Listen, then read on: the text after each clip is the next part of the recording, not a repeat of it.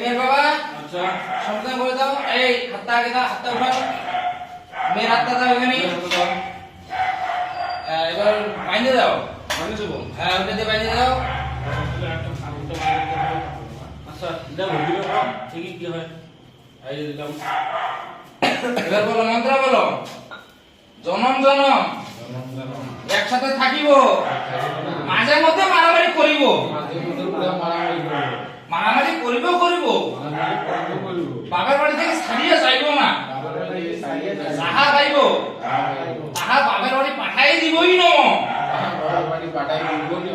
স্বামীকে ভিখারি করিবই নম,